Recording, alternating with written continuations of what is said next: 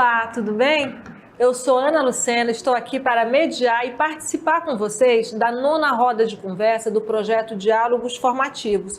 E hoje nós queremos conversar com você, docente da Rede Pública Estadual e Municipal de Educação e toda a comunidade escolar, para nós refletirmos sobre o tema Adolescências e Juventudes na Amazônia, a educação escolar e o conceito de projeto de vida. E para nos ajudar a construir esse diálogo sobre o tema, nós convidamos a professora doutora Hanna Danza e o professor doutor Rodolfo Fiorucci. Para vocês conhecerem mais nossos convidados de hoje, nós elaboramos um vídeo de apresentação. Vamos ver!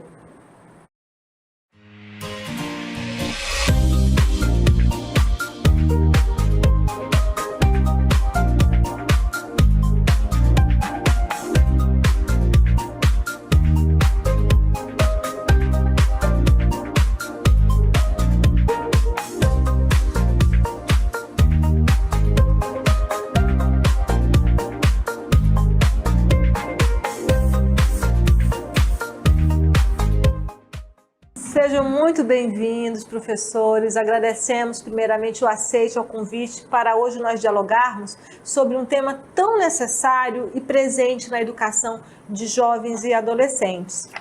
A professora Hanna Danza, eu quero dizer assim que é muito bom recebê-la para conversar conosco, uma pessoa assim que tanto tem contribuído com os estudos, os debates acerca do projeto de vida e todas as implicações que a inclusão dessa temática ela leva para dentro da escola, né, e para a importância disso para a formação dos jovens e dos adolescentes também. Eu passo a palavra para a senhora para os seus cumprimentos iniciais. Olá, Ana. Quero primeiramente agradecer muito a oportunidade de estar participando do Informativos. Para mim é uma honra e é um prazer poder promover discussões sobre um tema que é tão caro para mim, que é o tema do projeto de vida e como nós podemos inspirar as juventudes a desenvolver seus projetos. Muito obrigada. Obrigada também, Hanna. Nós vamos falar com o Rodolfo Fiorucci também. Rodolfo, é um prazer imenso você estar aqui conosco, você que tem contribuído tanto com as discussões do currículo e nos ajudado a entender um pouco mais essa proposta do novo ensino médio, em que o estudante ele precisa fazer escolhas conscientes, significativas, para que ele construa uma trajetória que transcenda, né, essa lógica apenas de uma formação estritamente para o mercado de trabalho, mas que esteja ligada a um projeto de sociedade, dentro dessa concepção de projeto de vida. Eu passo a palavra a você para as suas considerações iniciais.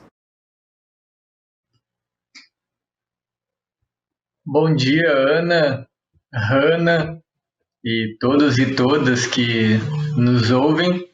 Eu que agradeço, na verdade, o convite, esse convite muito especial, que me honra muito. E realmente é muito importante a discussão da questão dos projetos de vida e você já coloca algo importante. O currículo ele tem que permitir a autonomia, a liberdade e a criatividade, porque sem isso falar em projeto de vida fica um tanto quanto vazio. Então vamos conversar nós três aqui hoje, espero que seja muito frutífero. Também. E eu quero aproveitar para agradecer aos professores, pedagogos, diretores, assessores e formadores das redes aqui estadual e da rede municipal e das redes municipais que enviaram as suas perguntas pelo link que nós disponibilizamos. E foram essas questões que elas nortearam toda a criação do nosso roteiro e dessa roda de conversa. Mas em razão do tempo que nós temos, né, que é de 1 hora de programa, essas questões foram selecionadas e elas basicamente giraram em torno de 2 eixos. Então, nesse primeiro bloco, o nosso diálogo ele vai está relacionado à questão mesmo mais conceitual. O que é o projeto de vida ou projetos de vida, né? E para iniciar essa nossa reflexão, nós vamos assistir agora ao vídeo com o depoimento da professora Juliane Ferreira Jaguri Gomes, que leciona língua inglesa na Escola Estadual de Tempo Integral Jacira da Silva Gama. Vamos assistir ao vídeo. Hello, sou a professora Juliane Ferreira Jaguri Gomes, sou professora de língua inglesa para os primeiros, segundos e terceiros anos na Escola Estadual de Tempo Integral, professora Jacimar da Silva Gama. Eu ministrei aula da matéria Projeto de Vida e Empreendedorismo, lá na minha atual escola, e me deparei com os mesmos problemas que os alunos de década atrás tinham passado. Eles não conseguem se sentir à vontade ainda de falar, eles não percebem o quanto é importante parar e pensar sobre si mesmo, porque nessa matéria muitas pessoas pensam que é só falar sobre a sua carreira profissional, e na verdade isso é uma das várias áreas que nós temos na nossa vida. A gente precisa pensar um pouco sobre nossos sonhos, sobre os nossos deveres sociais, e tudo isso os alunos ainda têm dificuldade de parar para pensar. Talvez falte um pouco de maturidade para analisar, mas eu acredito que seja muito importante que tivesse esse assunto desde a base educacional, porque quando já está no ensino médio, no ensino fundamental 2, que foi o público que eu ministrei as aulas, eles já chegam com um pouco travados de falar sobre si mesmo. Será que a professora quer saber sobre mim? Será que ela vai julgar o que eu penso? E na verdade a gente só quer que ele consiga ter essa leitura de si próprio. E na matéria de projeto de vida e empreendedorismo eu aprendi muito mais do que eu pude ensinar, mas eu percebo o quanto é importante a gente fornecer, a gente dar toda essa base teórica e colocar os alunos em prática também. Que na prática que a gente percebe o que a gente gosta ou desgosta, como é que a gente planeja, como é que a gente traça metas, e o básico que é sonhar, que muitos alunos eles ainda têm essa base, essa resistência de pensar sobre o futuro e perceber que a gente já está construindo agora, do que ele pensar sobre o presente dele.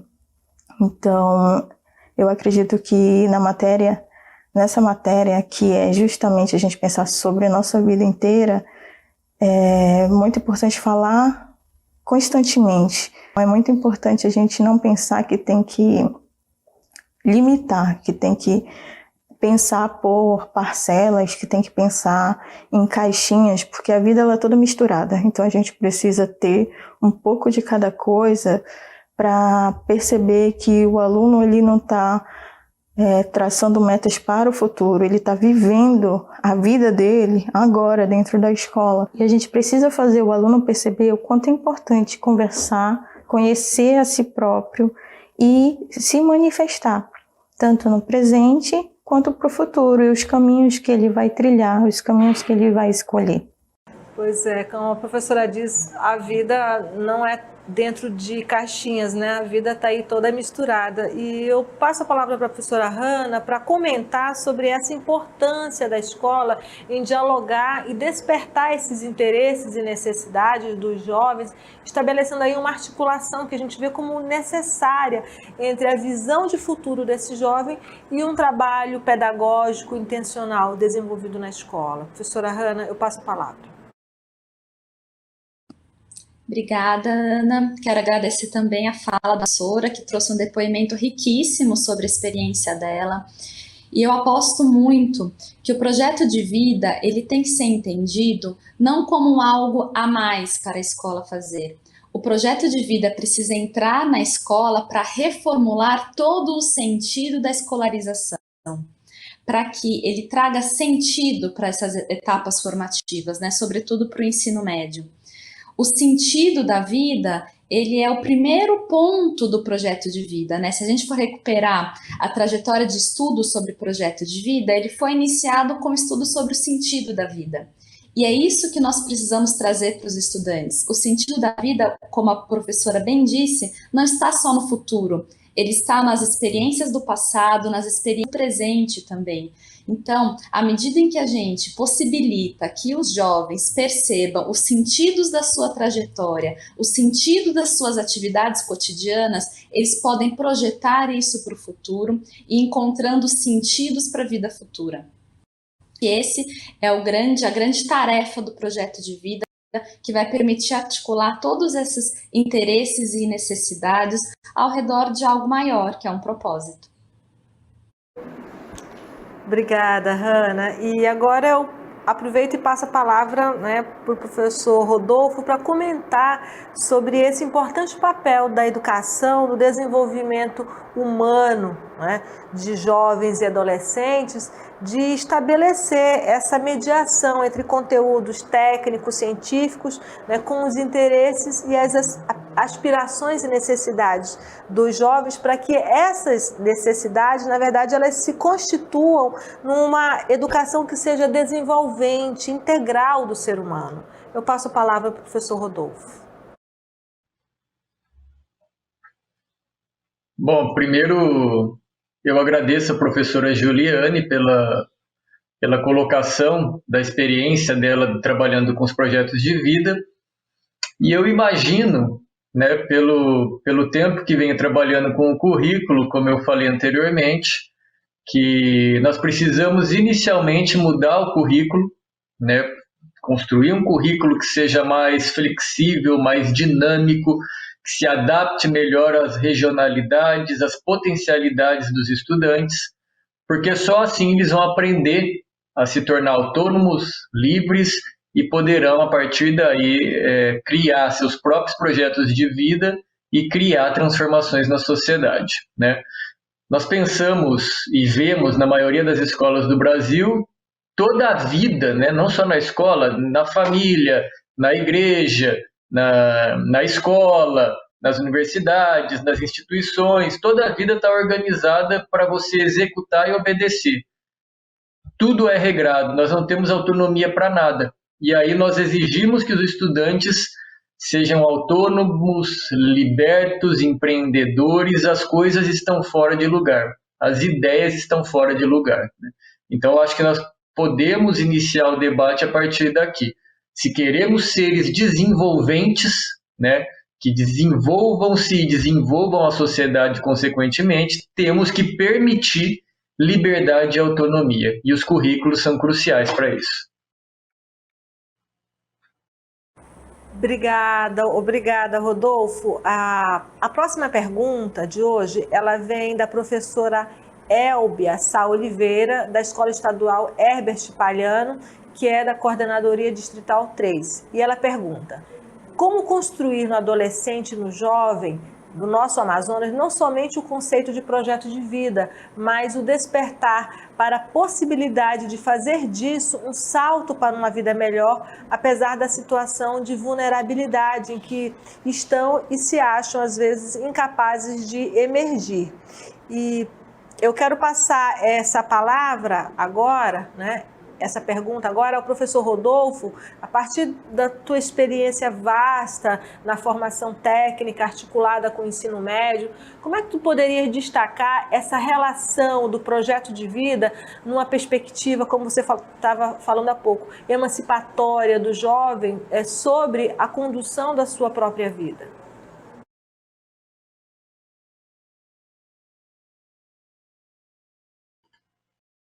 Ana, e inicialmente me parece muito importante que a gente não tome o projeto de vida como a ferramenta que irá solucionar tudo, né? Às vezes nós nos costumamos a usar algumas ferramentas ou recursos como muletas, né? Como princípios de salvação, e nós sabemos que não é assim. É a complexidade, é o trabalhando em conjunto que vai funcionar. Porém, o projeto de vida, nesse todo, é uma novidade que surge para encarar esse novo mundo, que é um mundo muito mais acelerado, com tempos mais curtos e com mudanças mais rápidas, né? Então, dito isso, nós temos que fazê-los entender inicialmente por que que eles estão nessa situação. Por exemplo, os alunos que estão em situação de vulnerabilidade social, né, nós temos que mostrá-los e fazê-los compreender o porquê que estão naquela situação, não naturalizar aquilo, porque é a partir do conhecimento do seu próprio mundo que eles poderão se conhecer e transformar esse mundo no qual vivem. É a partir das condições dadas pelo próprio Paulo Freire, o maior educador do país, reconhecido internacionalmente, né? Então, temos que fazê-los entender inicialmente as condições sociopolíticas e econômicas que fazem com que ele e muitos dos seus semelhantes e viventes ali da mesma região estão em situação de vulnerabilidade. Como dizia o Brecht, né, o famoso dramaturgo alemão, nada é natural. Tudo é produção sócio-histórica. Então, ele precisa primeiro se compreender sócio-historicamente, para aí sim, a partir da posição em que ele ocupa, fazer seu projeto de vida e de transformação. Obrigada, Rodolfo. E para finalizar este bloco, nós vamos à pergunta do professor Francisco Lopes de Oliveira, do Centro de Educação de Tempo Integral, Agostinho Ernesto de Almeida, no município de Lábrea, que fica no interior do Amazonas. Nós vamos assistir ao vídeo que já vem com a pergunta do professor Francisco.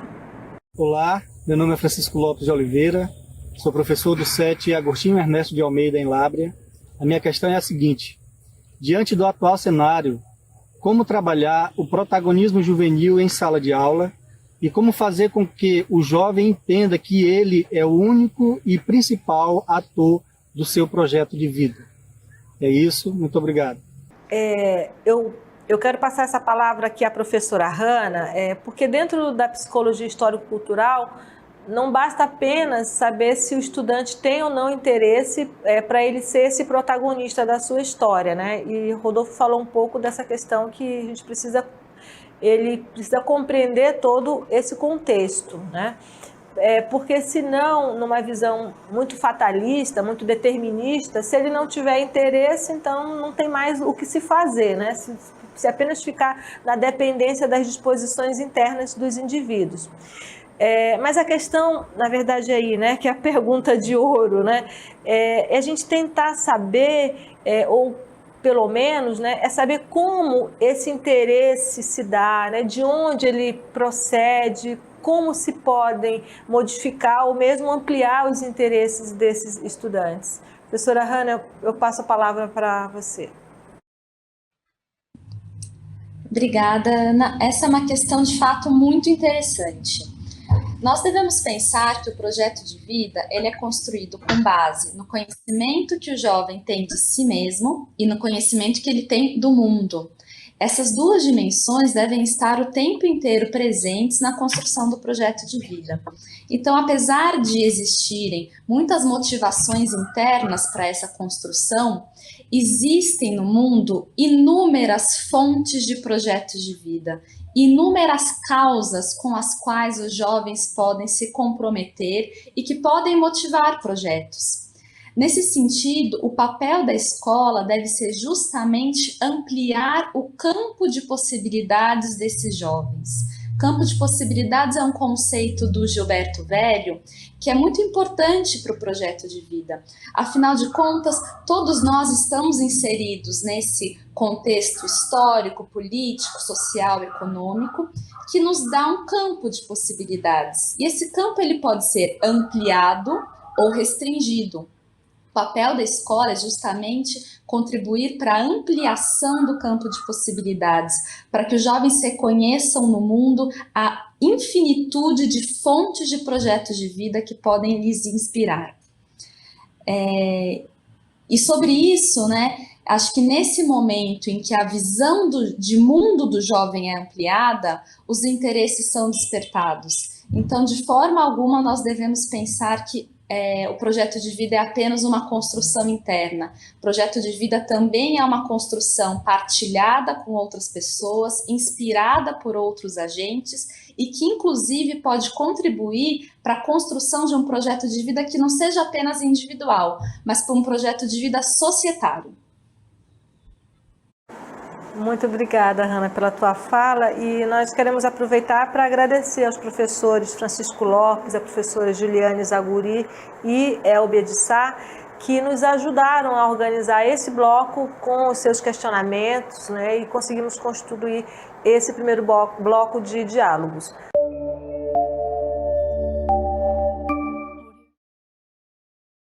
Agora nós vamos passar para o segundo bloco de perguntas e vamos trabalhar agora com um eixo que é um questionamento que vem muito frequente quando se fala em projeto de vida. O que é o projeto de vida dentro da BNCC ou o que a BNCC traz sobre projeto de vida?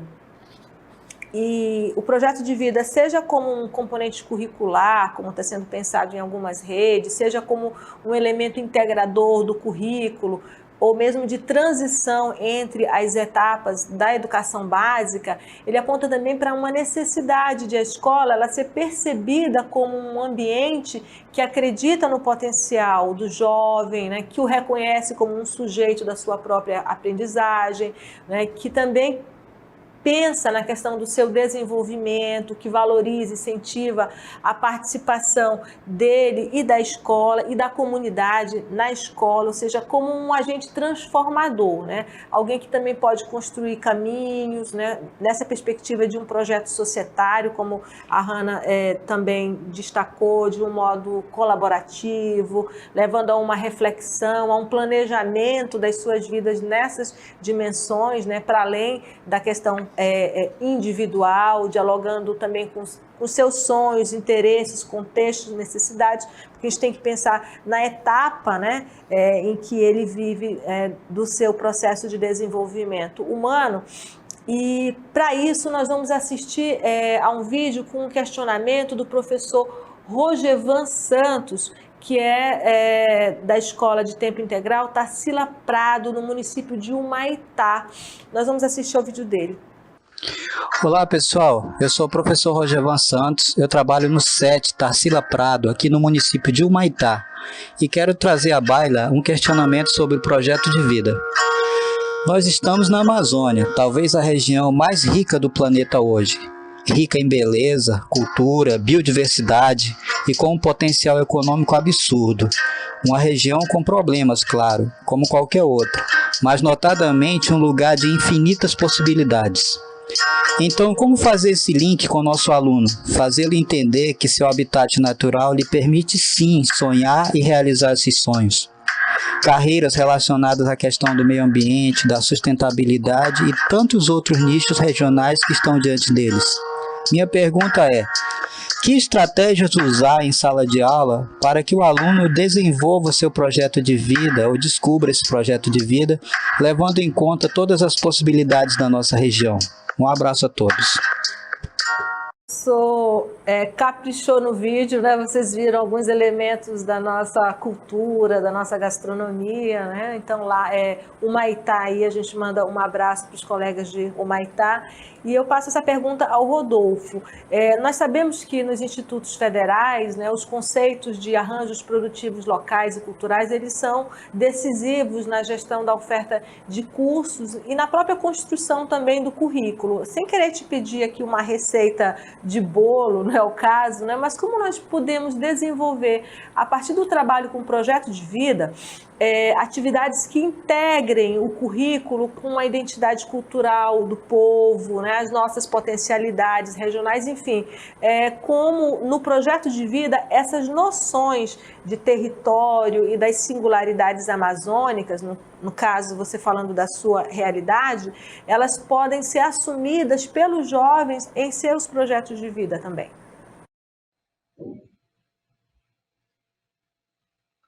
Agradeço inicialmente a pergunta do Rogevan, ela é muito bem feita, né? E vem na perspectiva do tema do nosso bloco aqui, que é a BNCC. Eu acho que para respondê-lo, nós temos que inicialmente pensar a própria BNCC, né, Ana? Que ela traz no conjunto coisas interessantes, né? Como o próprio projeto de vida, como se pensar fora da caixinha, valorizar muito mais habilidades e competências e não se apegar tanto ao conteudismo, porém, percebemos também que, na prática, isso é quase inviável dentro das estruturas escolares existentes hoje. Então, nós temos uma situação muito complicada para resolver. Uma teoria interessante com a impossibilidade de ser executada dentro dos sistemas escolares, né? Então, para resolver, para inserir o estudante dentro da sua comunidade a partir da escola, eu creio que seja importante desenvolver projetos para resolver problemas da comunidade, né?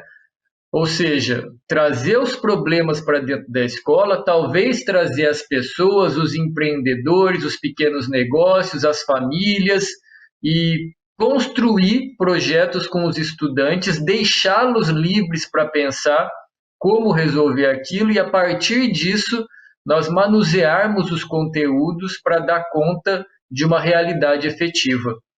Os currículos e a escola não é interessante para o estudante já há algum tempo, porque é um currículo em que o sistema escolar, a organização curricular e os próprios professores estão com um fetiche pelo conteúdo, né? Quando, na verdade, o conteúdo ele está disponível para todos com um clique no celular. Hoje em dia, todo o conteúdo científico produzido pela humanidade desde os primórdios é acessível rapidamente para qualquer um. O importante no século XXI não é o quanto de conteúdo você retém, mas como você utiliza esse conteúdo que lhe foi passado e que lhe é acessível para a produção de conhecimento e para a transformação da realidade.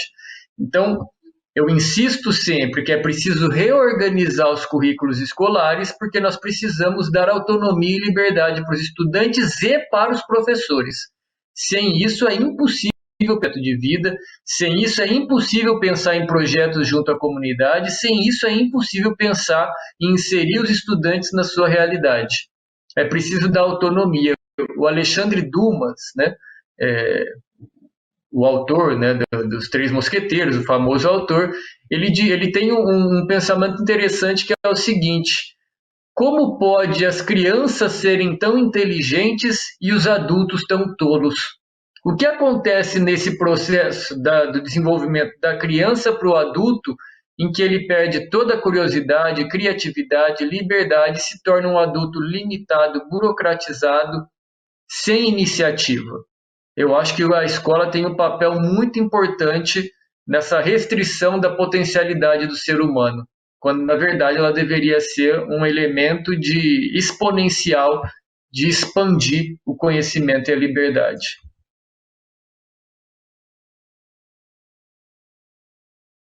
Obrigada, Rodolfo. E essa tua fala assim, me lembra bastante que a gente conversa na área da educação infantil, né? Eu penso que nós temos que aprender muito com a escola da infância, né? Quando a gente vai saindo e vai chegando do ensino fundamental para o ensino médio, a gente vai sentindo essa ruptura, né? A escola mudando, né? E os alunos se desanimando e abandonando cada vez mais a escola. Eu vou retomar esse tema com a professora Hanna. Aqui na Amazônia, Hanna, especialmente em cidades assim no interior do estado e até na capital mesmo, né? A particularidade, às vezes, ela é muito naturalizada, a pretexto de um pretenso respeito à singularidade amazônica, né? Então, existem práticas que se voltam à própria particularidade do indivíduo e vão destruindo, sob a alienação dos costumes, das tradições, as redes humanas. E isso faz com que o indivíduo se afaste cada vez mais do universal, né? E acabe que fique nesse círculo de particularidades. E eu queria, assim, eu sei que não é receita, mas a gente aproveita esse momento com vocês, né? Mas como, assim, seria por meio do projeto de vida, a gente poderia enfrentar citar esse dilema que aqui para a nossa região assim, é tão complexo, né? Como que a gente consegue entender o que é singular e o que é universal no mundo indígena caboclo, na Amazônia, e o que é, na verdade, uma particularidade que é fragmentadora da nossa individualidade, ou assim, tentando dizer em outros termos, assim, tentando objetivar. Como, dentro da sua história, quando o Vygotsky fala, como por meio do projeto de vida a escola ela pode contribuir na formação de uma personalidade do adolescente, vendo como esse sujeito, em conhecer a sua história, as vivências que ele traz, e dessa forma sim ele pensar em um projeto de vida que possa contribuir nesse processo de formação de uma consciência, de uma personalidade, enfim, numa educação humanizadora, para que a gente saia dessa questão apenas, às vezes, muito voltada para uma particularidade que não faz com que a gente chegue a uma universalidade humana. Muito interessante essa reflexão, Ana. Eu acho que é importante a gente pensar que o projeto de vida ele é constituinte da identidade de cada um, né? Ele diz muito sobre quem nós somos, mas ele também possibilita muito a reflexão sobre quem nós desejamos nos tornar. Então, nesse sentido, apesar do projeto de vida ser construído com base numa série de valores, de crenças, de experiências pretéritas, que diz muito sobre a particularidade de cada um, ele também possibilita a abertura ao novo, à novidade. E eu acho que essa é uma grande beleza da vida. Se a gente pensar que o nosso objetivo enquanto educadores é que os nossos estudantes possam evoluir sempre, há que haver espaço, abertura para a novidade. Então, nesse sentido, que os estudantes possam, a partir do lugar que já lhes é conhecido, das particularidades, da identidade, da sua arquitetura de valores e de crenças, que ele possa também abri-las e projetá-las para o que há de novo. E assim construir pontes, né, entre o que é particular e o que é universal, e cada vez mais expandir aquilo que eu falei anteriormente, o seu campo de possibilidades, ampliando suas perspectivas e seus horizontes. Então, nesse sentido, o papel da escola deve ser sempre reconhecer, sim, a identidade, o passado e a particularidade do jovem, mas também dar oportunidades deles experimentarem a novidade. Obrigada, Hanna. Eu queria comentar também uma questão aqui para a gente discutir. São muitos os equívocos relacionados ao projeto de vida, quer no âmbito conceitual, quer mesmo na sua aplicabilidade e relevância, como o Rodolfo vem destacando desde o começo. E para nos ajudar nesta reflexão, a professora Maria Teovina Ferreira da Silva, da Escola Estadual Tarsila do Amaral, também no município de Humaitá, participando aí ativamente, ressalta que, segundo a BNCC, nós devemos valorizar as diversidades de saberes e vivências culturais dos jovens, colaborando para que eles se apropriem de conhecimentos e experiências que lhes possibilitem entender as relações próprias do mundo do trabalho e assim façam escolhas alinhadas ao exercício da cidadania e ao seu próprio projeto de vida, né, com liberdade, autonomia, consciência crítica e responsabilidade. Então, ela pergunta, né, diante das expectativas dos nossos alunos e do mercado de trabalho competitivo em que vivemos hoje, qual seria a melhor estratégia para trabalharmos as propostas da BNCC com nossos jovens, de modo que eles não venham a se frustrar com suas escolhas profissionais? Eu passo essa palavra à professora Hanna Danza para tecer seus comentários a respeito da pergunta da professora. Essa pergunta, ela expressa um cuidado muito grande, né, com o jovem. Eu acho muito importante que ela seja feita. Contudo, a gente precisa entender que toda escolha é uma aposta. Sempre que nós fazemos escolhas, nós estamos apostando em algo, sem qualquer garantia de que esse algo é o melhor ou que as coisas vão sair dentro daquilo que nós desejamos e planejamos. Então, nesse sentido, mais do que evitar a frustração dos estudantes em relação à carreira ou qualquer outra escolha que ele faça para a vida dele, nós precisamos ajudá-los a aprender a lidar com a frustração e também a eleger critérios de escolha que tentem trazer um pouco mais de assertividade para essas escolhas, não que os efeitos dela possam ser garantidos.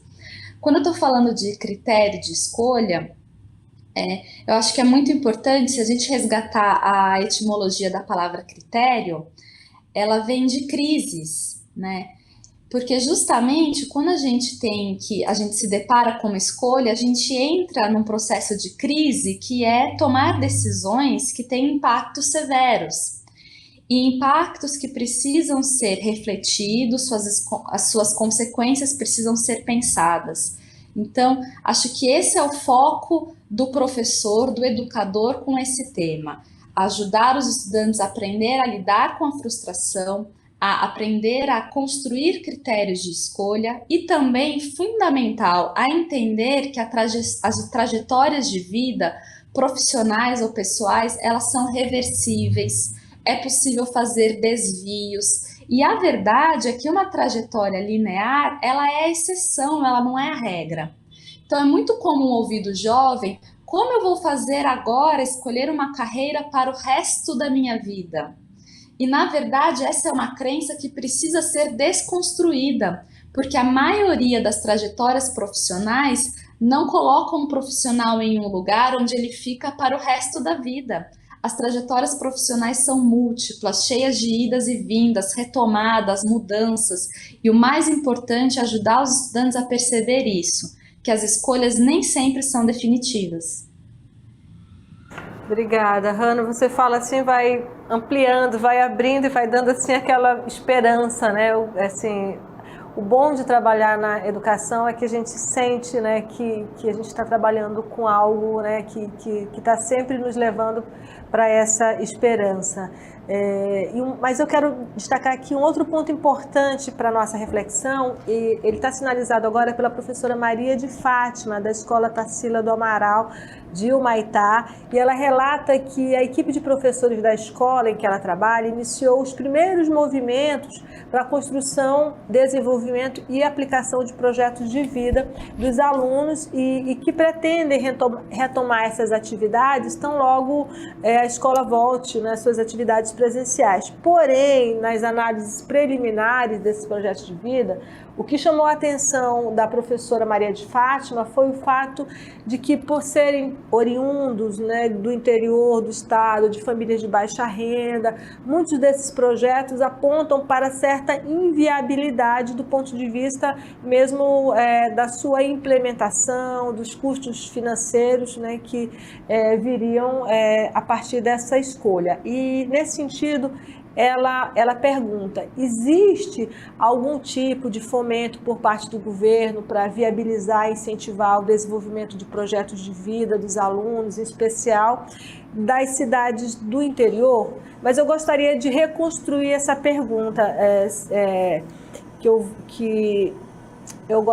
vou passar para o Rodolfo responder.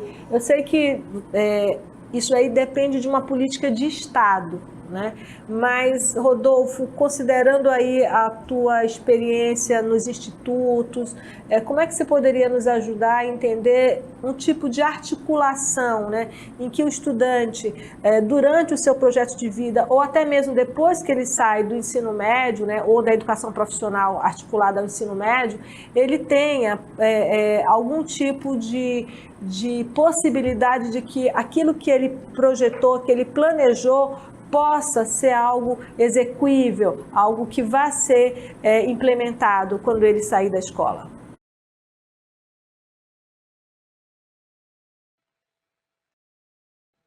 Ana, o mais importante, creio eu, ao trabalhar com projeto de vida, é demonstrar, como a Hanna falou, que esse projeto de vida ele não é afunilado, né? Então, eu acho que a pergunta é ao contrário, não é como mostrar ao estudante que esse projeto que ele criou seja execuível, é mostrar para o estudante que vários projetos e várias possibilidades se apresentam durante a vida, né? Unindo a pergunta anterior com essa, a Hannah já iniciou belamente sobre isso, que a gente não pode esquecer que estamos vivendo na era da Revolução 4.0, né? Da internet das coisas, da automação, da engenharia biológica ou biotecnologia, que vai transformar esse mundo de uma maneira que nós nem imaginamos em curtíssimo prazo. Estudos do Fórum Econômico Mundial de 2016 e 2018 demonstram que até 2030 metade das profissões que existem hoje desaparecerão. E a maioria dessas profissões que restarão, ou das poucas novas que surgirem, elas vão exigir do estudante muito mais a flexibilidade cognitiva do que o domínio técnico de alguma coisa, né? Um dos principais cientistas nossos, que é o Marcelo Gleiser, radicado hoje nos Estados Unidos, ele diz que já nos Estados Unidos e nas grandes potências econômicas e tecnológicas, as empresas não querem saber onde você se formou ou que diploma você tem. Elas querem saber como você é cognitivamente, quais são suas habilidades, sua capacidade de liderança, de resolver problema, de propor solução. Então, os projetos de vida têm que estar voltados para o século XXI e não para o século XIX, para o século XX. Aí nós temos que trabalhar com formação de professores, compreender o que é esse novo mundo, para que nós consigamos orientar os estudantes a se posicionarem no mundo do século XXI e não no mundo do século XX ou XIX, que é o que a maioria das escolas fazem ainda hoje, né? E para isso, para que a gente consiga, portanto, desenvolver nos estudantes essa nova potencialidade, nós precisamos entender que a educação brasileira ela está totalmente equivocada no que ela vem fazendo, inclusive a partir das reformas feitas da BNCC e dos itinerários formativos, que são pseudo-itinerários. Claramente são itinerários formados para que o aluno escolha o itinerário técnico profissional, né? Metade dos municípios brasileiros tem apenas uma escola na sua cidade e essas escolas, obviamente, não oferecerão todos os itinerários. Então, numa perspectiva técnica profissional, numa concepção de ensino profissional ainda do século XX, enganando os estudantes, mentindo para eles que se eles se formarem em uma profissão, a capacidade de conseguir emprego vai ser maior, quando, na verdade, o mundo inteiro, inclusive a economia e os próprios teóricos do capitalismo, isso não é nada de teórico progressista, dizem que os empregos vão diminuir, que o século XXI é a sociedade do pós-emprego, ou seja, não haverão mais empregos. Nós temos mais de 200 países que nos últimos anos fizeram reformas trabalhistas, né? Não atentar para esse dado diria eu, não a inteligência mais elementar de que algo está mudando, né? Reformas trabalhistas em mais de 200 países para flexibilizar os direitos trabalhistas e de acesso ao trabalho. Eles querem dizer alguma coisa num movimento tão amplo. Então, por que ainda enganamos os estudantes em currículos lineares de instrumentalização, de execução de trabalho, quando, na verdade, o que nós precisamos fazer é o inverso disso? Prepará-los para um mundo sem emprego, num mundo flexível, dinâmico, e que empregos vão surgir e desaparecer muito rapidamente. É a flexibilidade cognitiva o importante, não a sua adaptação a alguma técnica profissional que provavelmente daqui 5 anos vai desaparecer. E esses jovens vão se tornar obsoletos e descartáveis no mundo do trabalho. Obrigada, Rodolfo. A tua reflexão é muito importante. Você sabe que aqui no Amazonas nós temos assim, uma matriz econômica que é basicamente no polo industrial de Manaus, né? Então, com essa crise que a gente percebeu agora da saúde pública mundial, então se percebeu que o grande sonho, né, que é sair do interior do Amazonas e conseguir um emprego no polo industrial, já não é mais um sonho, né, porque a partir desse processo de automatização, né, de automação, isso tudo está fazendo com que, de fato, os postos de trabalho, eles reduzam bastante, e não o contrário disso, como você está falando, ampliação, né? Mas aí pensar, então, em alternativas dentro da própria região, de desenvolvimento, né, do seu próprio local, de perceber justamente os problemas que existem naquele município e, a partir dele, aí sim, você construir alternativas sustentáveis, né? Do que simplesmente fazer um curso que vai, na verdade, gerar um bilhete de passagem para ele vir para a capital procurar um emprego que não existe. Então, essa sua fala ela é muito importante, muito marcante, para que a gente consiga orientar os professores, e a formação de professores é muito importante nesse sentido, porque, afinal de contas, ninguém pode dar o que não tem. Se o professor não estiver minimamente preparado, formado para isso, ele também não vai ter essa leitura para orientar os estudantes, né, nas suas escolhas de vida, enfim, nas suas escolhas profissionais. Eu quero agradecer aqui aos professores Rogevan Santos, a Maria de Fátima, Maria Teovina, que enviaram as suas perguntas e assim também nos ajudaram a organizar esse bloco.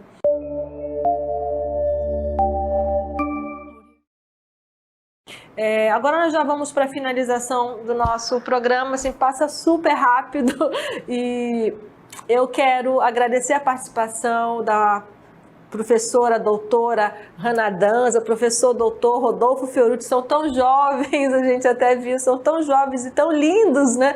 Mas a gente mantém aqui a formalidade, né, do professor doutor que a academia nos exige, que trouxeram valiosas contribuições a esta roda de conversa, e eu quero lembrar que nós vamos estar juntos novamente no próximo programa, nós vamos dar continuidade a esse tema, mas trabalhando o projeto de vida na escola, né, dentro de uma perspectiva de desenvolvimento pessoal, social e também discutindo as questões profissionais. E eu quero deixar também aqui os endereços de contato da SEDUC e da CEMED. Qualquer dúvida ou informação vocês podem acessar.